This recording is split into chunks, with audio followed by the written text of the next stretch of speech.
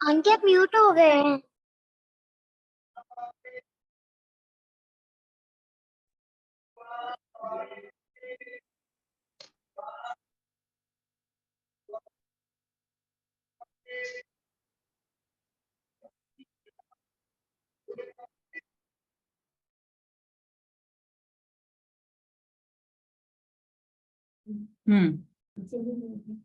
कुदेव, कुगुरु, कुशास्त्र और कुधर्म की श्रद्धा, पूजा, सेवा तथा विनय करने की जो जो प्रवृत्ति है ना, ये अपन समझ गए हैं डिटेल में। जब कुदेव, कुगुरु, कुधर्म की चर्चा चली थी हमारी, तब हमने ये समझा था। कुदेव, कुगुरु, कुशास्त्र और कुधर्म की श्रद्धा, पूजा, सेवा तथा विनय। श्रद्धा भी, पूजा भी, सेवा भी और विनय भी। चार अलग अलग क्यों लिखे हैं यहाँ पर? कि कोई ये समझे कि हम पूजा तो नहीं करते ना, इसलिए हमें ये दोष नहीं लगेगा। लेकिन आप पूजा नहीं कर रहे हो और श्रद्धा है आपकी फिर भी उधर, तो आपको पूरा दोष लगेगा। सेवा कर रहे हो, किसी के थ्रू सेवा करवा रहे हो, तब भी पूरा दोष लगेगा। विनय कर रहे हो, किसी के थ्रू विनय करवा रहे हो, तब भी पूरा दोष लगेगा। यहां तक कि यदि आप खुली खुली हम बात करें, तो जैसे नवरात्रि में माता बैठती है, तो कोई दुकान, जेनी भाई कोई दुकान खोल ले, किसका? कि माता की चुनरियां बेचे अपनी दुकान पे, तो उनको भी पूरा पूरा दोष लगेगा। ये नहीं कि मैं थोड़ी चुनरी उड़ा रहा हूं माता को, मैं तो केवल बेच रहा हूं, मेरा तो बिजनेस है। नहीं, बिजनेस भी आप विवेक पूर्वक कीजिए। यहां पर भी आपको सेवा का पूरा पूरा दोष लगेगा। अगर उसकी दुकान पे बिकता हो तो? किसकी दुकान पे? जैसे ऐसी उसकी दुकान हो कि जहाँ पर वो बिक ही रहा है, तुरंत छोड़ने लायक है। जेनी है ना, जेनी है तो इतनी बात तो उसको समझना पड़ेगी कि कुदेव, कुगुरु और कुधर्म की श्रद्धा, सेवा, विनय और पूजा नहीं करना है मुझे। तो वो एक ही चीज थोड़ी बेचने का रहता है दुकान पर, दूसरी 50 चीजें, दूसरी चीजें बेचो। नहीं, उसमें बिके तो आप वो रखो मत ना दुकान पर। कितना भी बिकता हो, भले आपको उसमें 100% प्रॉफिट आ रहा हो, लेकिन आपके श्रद्धा, आपकी मान्यता ऐसी होनी चाहिए, इतना विवेक तो हमें होना चाहिए कि हम उसे नहीं बेचें। हाँ अनीता जी बोलिए।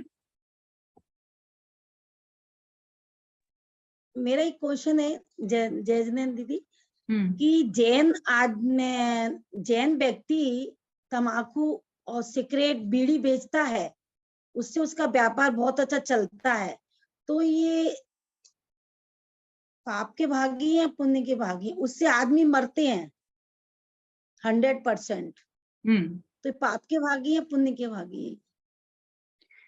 देखो, आदमी मरे चाहे नहीं मरे, लेकिन है तो वो नशा ही पूरा, है ना। और नशा अपने यहाँ, अपने जो अभक्ष है ना, अभक्ष, उसमें 5 तरह के अभक्ष हैं।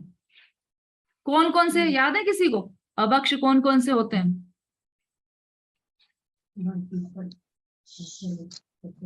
नहीं, वो नहीं, अभक्ष के भेद बोलिए समता भाभी।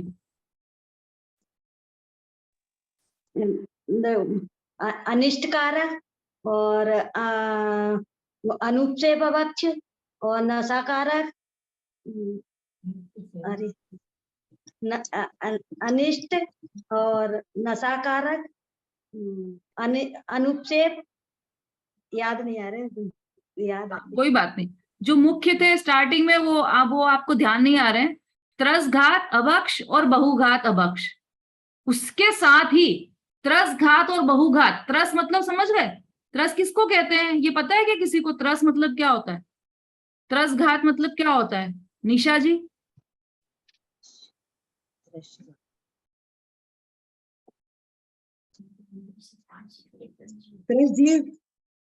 जीवों का घात।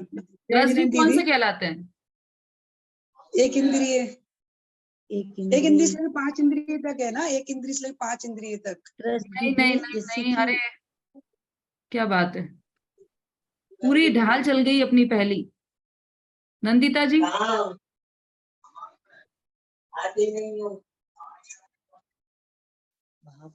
स्ट्रेस जीव तो 2 इंद्रिय से पंचेंद्रिय तक होते हैं।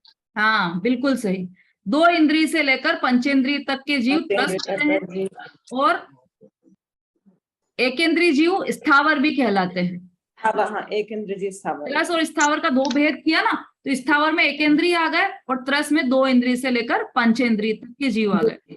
अब जो त्रस घात 2 इंद्रिय से पंचेंद्रिय, इनका घात करना एक बहुत ही बड़ी बात हो गई। त्रस का घात करना ये बहुत बड़ी हिंसा है, स्थूल हिंसा है ना। त्रस घात, बहुघात, उसके बाद अनिष्ट कारक, अनुपसेव्य और नशाकारक। तो इनकी श्रेणी में नशाकारक अभक्ष को रखा है। मतलब हम मद्य मांस मधु का सेवन करते हैं, मद्य का सेवन करते हैं, या किसी भी नशाकारक वस्तु का सेवन करते हैं, उतना ही दोष है जितना हमें त्रस घात में दोष लगता है ना। तो वो अब वो मांस की फैक्ट्री, मद्य शराब की फैक्ट्री खोल सकते हो क्या आप? जेनी शराब की फैक्ट्री नहीं खोल सकते। ऐसे ही जेनी को बीड़ी सिगरेट इनका भी बिजनेस नहीं करना चाहिए, उसमें भी पूरा पूरा पाप ही पाप है, सिर्फ पाप है। ठीक है अनीता जी, आ गया समझ में आपको? हाँ, अभी करवा चौथ निकल कर गया है, आपने किया था व्रत? नहीं किया मैडम। क्या किया उस दिन आपने विशेष रूप से?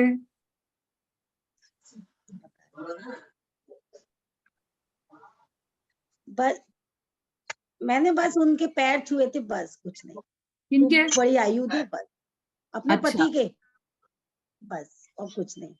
व्रत नहीं किया? व्रत नहीं किया? नहीं। बहुत बढ़िया, आपने इतना चेंज नहीं लाया, किया। आप में वही बहुत है। देखिए सब यदि कोई जीव परिवर्तित हो तो देखो, कोई म्यूट कीजिए, निशा जी म्यूट कीजिए अपना। यदि कोई जीव परिवर्तित होता है, थोड़ा सा भी परिवर्तन किसी के जीवन में आता है, और अच्छा परिवर्तन जिसके जीवन में आता है, वह प्रशंसा का पात्र होता है। इसलिए हम सभी का कर्तव्य है कि अनीता जी के लिए एक बार जोरदार ताली बजाएं। उनके जीवन में अब से परिवर्तन आना प्रारंभ हो गया है, वो सच्ची दिशा की ओर मुड़ गई है, और वो दिन दूर नहीं जब पूर्ण सच्चाई को वो प्राप्त कर लेंगे, सच्चा धर्म वो प्राप्त कर लेंगे। क्योंकि शुरुआत तो हो गई है, शुरुआत हो गई है तो उसका पूर्णता भी होगी ही होगी, है ना। बहुत अच्छी बात है। अनीता जी ने तो अपने साथ शेयर की थी ये बात, इसलिए उनका पता है। और भी बहुत सारे लोग हो सकते हैं जिनके जीवन में चेंज आया हो, वो कभी यहाँ बात नहीं उन्होंने की है इसलिए पता नहीं है, लेकिन वो सब भी बधाई के पात्र हैं, साधुवाद के पात्र हैं। अब हमारी चर्चा चल रही थी कुदेव, कुगुरु, कुशास्त्र और कुधर्म की श्रद्धा, पूजा, सेवा तथा विनय करने की जो जो प्रवृत्ति है। हाँ स्वाति जी बोलिए। जीव तत्व संबंधी और अजीव तत्व संबंधी भूल दोनों बहुत मिक्स हो जाती हैं। हाँ कभी कभी समझ में नहीं आता कि जीव तत्व संबंधी है तो कैसे पता डिफरेंशिएट कैसे करें उसको। हाँ बिल्कुल सही प्रश्न है आपका, उचित प्रश्न है। जीव तत्व और अजीव तत्व संबंधी जो भूल है ना, उसमें एक बिल्कुल माइनर सा डिफरेंस है। शरीर को आत्मा मानना यह हुई अजीव तत्व संबंधी, और आत्मा को अजीव मानना, आत्मा को शरीर मानना, वह हुई जीव तत्व संबंधी भूल। ठीक है ना। अब अरे 1 मिनट, गेट बंद कर दो। जैसे कोई जो वाक्य है, जैसे इसमें ये वाक्य आया था कि मैं पर का कुछ कर सकता हूं, तो ये इसका मतलब क्या हुआ कि अपने बारे में भूल है ना, मैं पर का, जीव के बारे में भूल है, मैं पर का कुछ कर सकता हूं, तो ये जीव तत्व संबंधी भूल हुई। और क्या था दूसरा, शरीर आदि पर पदार्थों की अवस्था में कर सकता हूं, तो शरीर को चेंज करने का काम, मतलब एक मोटे तौर स्थूल रूप से देखो, वास्तव में देखा जाए ना तो सातों ही तत्वों की भूल एक दूसरे से संबंधित है, और बहुत मतलब हेयरलाइन जितना उनमें डिफरेंस है, बहुत कम डिफरेंस है। तो आप शरीर को आत्मा की भूल, और इसमें कोई दिक्कत नहीं है, अगर आप बोल भी दो तो कोई बड़ी बात नहीं है, लेकिन थोड़ा सा ये कि जिसमें अगर आपको ऐसा प्रतिभासित हो कि मैं आत्मा के बारे में विपरीत श्रद्धान कर रहा हूं, तो वो जीव तत्व संबंधी भूल है। और मैं पर के बारे में कि जैसे कि ये चश्मा है जैसे, है ना, तो ये चश्मा मैं उठा के इधर से उधर, इस चश्मे को मैंने हिलाया, तो इसमें ये अजीव तत्व संबंधी भी भूल हो गई। मेरी भी है ऑब्वियसली, उसमें जीव तत्व संबंधी भी भूल है, लेकिन अजीव तत्व की स्थूल रूप मतलब मुख्य रूप से अजीव तत्व संबंधी भूल। ठीक है। अपने मिथ्यात्वादी महादोषों का पोषण देने वाली है। पोषण देने वाली कौन सी है? मिथ्यात्व का पोषण करने वाली क्रियाएं कौन सी है? यदि आपसे कोई ये प्रश्न पूछे कि मिथ्यात्व का पोषण करने वाली क्रियाएं कौन सी है, बोलिए रूबी जी। ग्रहित मिथ्यात्व दीदी, हाँ। ग्रहित मिथ्यात्व का पोषण होता है। हाँ, तो अगर देखो मिथ्यात्व दो ही प्रकार का है। उल्टा बोल गई, ग्रहित मिथ्यात्व से अग्रहित मिथ्यात्व का पोषण होता है। हाँ, ग्रहित मिथ्यात्व से। तो पोषण करने वाली क्रियाएं क्या हुई? मिथ्यात्व का पोषण करने वाली क्रियाएं कौन सी है? तो क्या है? कुदेव, कुशास्त्र, कुधर्म का सेवन करना। बिल्कुल सही। ये जो क्रियाएं हैं ये सब मिथ्यात्व का पोषण करने वाली है। और मिथ्यात्व इसमें अलग से मतलब एक अलग से बोलने की जरूरत नहीं है कि अग्रहित मिथ्यात्व का। मिथ्यात्व, मुख्य मिथ्यात्व तो वो ही है अग्रहित, और जो ग्रहित मिथ्यात्व है वो उसका पोषण करने वाली है। और जो ग्रहित मिथ्यात्व उसका भी पोषण करने वाली कोई क्रियाएं होती है कि जैसे हम फ्रेंड के साथ चले गए उसके मंदिर तक, वो दर्शन कर रही थी तो हम भी वहां खड़े हैं, हमने भी ढोक लगा दी, तो ये सब उसका भी पोषण करने वाली चीजें हो गई। तो मुख्य रूप से मिथ्यात्व का पोषण करने वाली क्रियाएं कुदेव, कुगुरु और कुधर्म की सेवा, पूजा, विनय, भक्ति आदि हैं। तो कैसी है ये सब? दुखदायक है, अनंत संसार भ्रमण का कारण है। जो जीव इसका सेवन करता है, उसे कर्तव्य समझता है, वह दुर्लभ मनुष्य जीवन को नष्ट करता है। अपना जीवन इसमें ही चला जाता है ना। अपना कितना दुर्लभ है जीवन, उसकी चर्चा भी अपन ने की थी। कितना दुर्लभ है जीवन, कितनी मुश्किल से हमें यह नरभव मिला है, जिनवाणी का संयोग मिला है। अब इसे हम, इसका एक एक समय इतना कीमती है कि वह हमें अपने आप के लिए लगाना चाहिए। तो हम किस में लगा रहे हैं?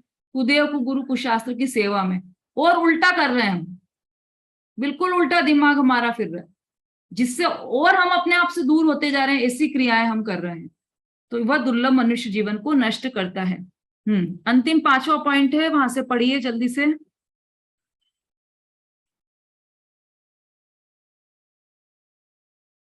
स्वाति जी पढ़िए। अग्रहित मिथ्या दर्शन, ज्ञान, चारित्र जीव को अनादिकाल से होते हैं। फिर वह मनुष्य होने के पश्चात कुशास्त्र का अभ्यास करके अथवा कुगुरु का उपदेश स्वीकार करके ग्रहित मिथ्या ज्ञान, मिथ्या श्रद्धा धारण करता है तथा कुमत का अनुसरण करके मिथ्या क्रिया करता है। वह ग्रहित मिथ्या चारित्र है। इसलिए जीव को भली भांति सावधान होकर ग्रहित तथा अग्रहित दोनों प्रकार के मिथ्या भाव छोड़ने योग्य हैं तथा उनका यथार्थ निर्णय करके निश्चय सम्यक दर्शन प्रकट करना चाहिए। मिथ्या भावों का सेवन कर करके संसार में भटक कर अनंत जन्म धारण करके अनंत काल गवा दिया। इसलिए अब सावधान होकर आत्मोद्धार करना चाहिए। ये आपको समझ में आ गया होगा। ये पूरी ढाल का एक सारांश हो गया। जो जो हमने अभी तक इतनी सारी चीजें पढ़ी थी उसके ये सारांश के रूप में ये पूरा 5वां पॉइंट भी लिखा है, बाकी के पॉइंट भी थे, सब सारांश के रूप में ही है। हमें क्या करना चाहिए, जो अंतिम सीख लिखी थी यहाँ पर वो भी इसमें आ गई। मिथ्या भावों का सेवन कर करके संसार में भटक कर अनंत जन्म धारण करके अनंत काल गंवा दिया हमने। तो अब क्या करना है? अब सावधान होकर आत्मोद्धार करना चाहिए। केवल अपने कल्याण के बारे में सोचना चाहिए, सावधान हो जाना चाहिए उसके लिए कि नहीं बस बहुत हो गया, बहुत भटक लिया अब हम संसार में, बहुत हमने जन्म धारण कर लिए, अनंत बार हमने मृत्यु की पीड़ा सहन की, अनंत बार हमने गर्भ की पीड़ाएं सहन की, अनंत बार हमने तिर्यंच के दुख सहन किए, अनंत बार हमने नरकों के दुख सहन किए। बस बहुत हो गया, अब हमें ये दुख सहन और नहीं करना है, उसके लिए हमें संसार का अंत चाहिए, उसके लिए अब हमें अपना कल्याण करना है। ऐसा हम कमर कस के सावधान होकर अब हम इस तैयारी में लग गए हैं। तो उसके लिए अगर हम इस तैयारी में लग गए हैं तो हमारे लिए ये तीसरी ढाल फिर उसके बाद पंडित दौलत राम जी ने लिखी है कि जो तैयारी में आप लगे हो उसकी तैयारी करना कैसे है, किसकी तैयारी में लगे हो आप, ये जो दुख दूर करना है उसकी तैयारी हम करें कैसे, उसकी पूरी चर्चा आप तीसरी ढाल में पंडित दौलत राम जी बताने वाले हैं। हाँ बोलिए, बोलिए निशा जी। पूछ रही थी बात दीदी, पद्मावती माता के मंदिर में जाकर जय जिनेंद्र कर सकती हूँ क्या? ये अभी कर चर्चा रही उस थी, अब दिन करूंगी नहीं पता नहीं। मैंने पूछ नहीं पाया, मैं पूछने वाली थी कि हमारे मंदिरों में कई जगह विराजमान है, मैं जाती हूँ तो ऐसा किसी से पूछा तो बोले तुम दर्शन नहीं करती तो जय जिनेंद्र कर लिया करो। तो मुझे हाँ पता नहीं अब करना चाहिए कि नहीं, जय जिनेंद्र करने लायक है कि नहीं, बस ये पूछ रही थी जय जिनेंद्र कर सकती हूँ क्या? हाँ, देखो श्राप प्रश्न ये उस दिन ये सेम प्रश्न उस दिन भी आया था, संगीता जी ने पूछा था, शायद आज तो वो उपस्थित है नहीं शायद, उन्होंने पूछा था सेम अच्छा, कि हम जय जिनेंद्र करें उसमें दोष है हाँ क्या, ये पूछा था उन्होंने। हाँ देखो यहाँ पर पूरा स्वरूप बता दिया, उसमें दोष है या नहीं, आपको करना है या नहीं, वो आपका डिसीजन है। अनीता जी ने जैसे खुद ने डिसीजन लिया ना, उनसे किसी ने कहा नहीं था कि आप ये करें या नहीं करें, ऐसे डिसीजन आपको लेना है, स्वरूप यहाँ पर बता दिया। और उस दिन ये प्रश्न में इतना क्लियर कर दिया था कि वो कोई सम्यक दृष्टि है, तो यदि पहली बात तो वो सम्यक दृष्टि है या मिथ्या दृष्टि है उसका कोई भरोसा नहीं, ठीक है। अगर वो सम्यक भी है तब भी क्या हम हर सम्यक दृष्टि को जय जिनेंद्र करने चाहते हैं? और यदि हम उनको साधर्मी की तरीके से जय जिनेंद्र करते हैं तो मंदिर में इतने सारे साधर्मी, हम सबको जय जिनेंद्र करते हैं क्या, एक एक को अलग से जा जाकर? यदि नहीं तो फिर उनमें और इनमें हम अंतर क्यों कर रहे हैं? कई चर्चाएं, देखो कई प्रश्न आपके खुद के दिमाग में उठेंगे आपको, और आपका ही विवेक उसका उत्तर भी दे देगा। तो आप थोड़ा सा चिंतन कीजिए तो आपको समझ में आ जाएगा कि क्या करना योग्य है और क्या करना योग्य नहीं है ना। चलिए, भजन कोई सुनाना चाहते हैं तो वो जल्दी से हैंड रेस कीजिए, समय हो गया। अपन ये भेद संग्रह, लक्षण संग्रह, अंतर प्रदर्शन, ये 3 चीजें हमारी बची हैं। कल और परसों में 2 दिन में ये पूर्ण हो जाएगी। हाँ बोलिए समता जी। जिनवाणी स्तुति बोले दीदी? हाँ एक मिनट, जिनवाणी स्तुति। 1 मिनट। विशु जी आप क्या बोलना चाह रहे हैं? दीदी आपने एक क्वेश्चन पूछा था, होमवर्क के लिए दिया था कि दर्शन पाहुड़ ग्रंथ के रचयिता कौन है? अरे ये तो बहुत पहले की बात है, उसका उत्तर भी आ गया था, आप शायद एब्सेंट होंगे उस समय। दर्शन पाहुड़ और अष्ट पाहुड़ एक ही बात है? हाँ, अष्ट पाहुड़ का ही एक अंश है दर्शन पाहुड़। आचार्य अष्ट पाहुड़, देखो उसका नाम है अष्ट पाहुड़, और पाहुड़ अर्थात शास्त्र। 8 प्रकार के उसमें मतलब अध्याय दिए हैं। अष्ट मतलब 8 प्रकार के अध्याय, उसमें से एक अध्याय दर्शन पाहुड़ है। अष्ट आचार्य पाहुड़ का एक अध्याय दर्शन पाहुड़ है, उसी में लिंग पाहुड़ है, उसी में बहुत सारे अलग अलग पाहुड़ है। तो आचार्य कुंद कुंद रचयिता है ना इनके? हाँ बिल्कुल सही। बोलिए अनीता जी, बोलिए। भजन गाओ मैडम। अच्छा 1 मिनट, भजन 1 मिनट, 1 मिनट। हाँ बोलिए स्वस्ति जी, बोलिए जल्दी। कि मैं ना आखिरी में ना भजन सुनाऊंगी एक। हाँ बेटा आप कल सुनाना, आप है ना, अभी आंटी सुना रही है, आप कल सुनाना, ठीक है। चलिए, आज किसका हैंड रेस हुआ था? आज अनीता जी, आप परसों सुनाइएगा, आज समता भाभी का सुन लेते हैं। ठीक है, ओके मैडम। बोलिए समता भाभी।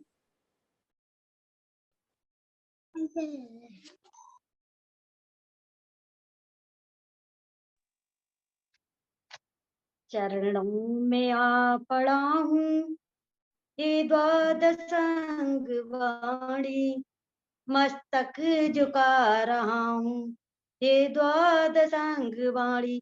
मिथ्यात्व को नसाया, निज तत्व को बताया, आपा पराया भाषा हो सी बखानी। सट द्रव्य को बताया, सद्वाद को जताया, बहुफंद से छुड़ाया, सच्ची जिनेंद्र वाणी। चरणों में आ पड़ा हूँ, हे द्वादशांग वाणी रिपुचार मेरे मग में, जंजीर डाले पग में, ठाड़े हैं मोच मग में, सरकार मोस ठानी, चरणों में आ पड़ा हूँ हे द्वादशांग वाणी। दे ज्ञान मुझको माता, इस जग से तोड़ू नाता, होवे सुदर्शन साता, नई जग में तेरी सानी, चरणों में आ पड़ा हूँ हे द्वादशांग वाणी, मस्तक झुका रहा हूँ हे द्वादशांग वाणी। बोलो जन्माड़ी माता की जय। बहुत बढ़िया। इसमें कुछ शब्द हैं, आप उसको चेक कीजिएगा।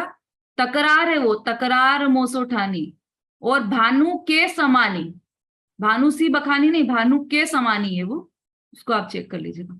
बहुत बढ़िया। जावाणी के ज्ञान से सूझे लो कालो, सोवाणी मस्तक नमो सदा देत हूँ डो। बोलिए झिनवाणी माता की जय।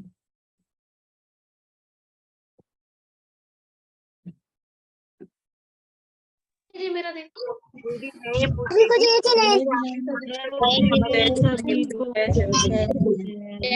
क्या? हाँ जी, जय जिनेंद्र। बोलिए रूबी जी।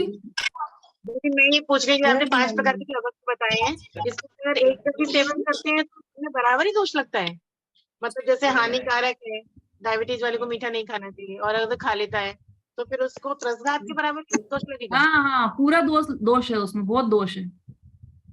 नहीं, इतना नहीं है, मतलब क्या है कि उनकी डिग्री में थोड़ा बहुत ही अंतर है, पर अभक्ष तो पांचों ही है। हाँ, अभक्ष तो है, अभक्ष तो जैसे पांचों ही है ना। तो जैसे बहुघात का दोष में, हाँ, सब में थोड़ा थोड़ा ही अंतर है। त्रसघात, बहुघात, इसमें थोड़ा थोड़ा ही अंतर है। दीदी छेड़ाला की नोट्स नहीं दिए आपने। ग्रुप में हैं क्या आप? मनीषा जी ग्रुप में हैं क्या आप? हाँ। तो उसमें तो कंटिन्यू नोट्स डाल रहे हैं सब लोग। तो मैंने देखे नहीं होंगे। आप वापस लिख दीजिएगा तो कोई भी डाल देगी।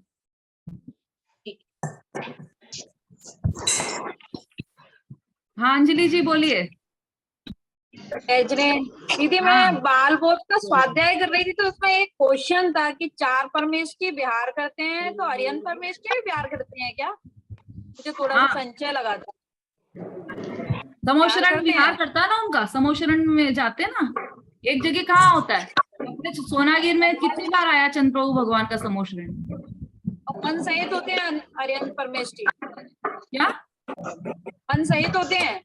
जैसे कितने परमेश की मन सहित होती है, तो उसमें 4 हैं, अरिहंत, आचार्य, उपाध्याय और साधु।